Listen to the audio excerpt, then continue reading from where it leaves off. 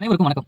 இரண்டு பெண்கள் 2 நாட்களாக சமூக வலைதளத்தை உலுக்கி போட்டுட்டு இருக்காங்க. தமிழ்நாட்டில் மிகுந்த மது போதையில சாலையில நின்று பிரச்சனை பண்ணிட்டு இருக்காங்க. அங்க இருக்கக்கூடிய பொதுமக்களையும் ஆபாச வார்த்தையில் திட்டுறாங்க, காவல்துறையும் ஆபாசமா திட்டுறாங்க. இதற்கு ஆரம்ப புள்ளி எங்க இருந்துன்னா, எப்போ தமிழ்நாட்டில் பள்ளிக்கூடம் படிக்கிற பிள்ளைங்க கையில் மது பாட்டில் போச்சோ அங்கதான் இது ஆரம்பமாச்சு. தமிழ்நாடு அரசு முடிவெடுத்தால் கண்டிப்பா இந்த மதுவை தடுத்து நிறுத்தலாம். இதெல்லாம் அரசு கவனத்தில் எடுத்து செயல்படணும். இந்த காணொலியை பார்த்துட்டு இதற்கப்புறம் எப்படி செயல்படணும்னு அரசின் பக்கம்.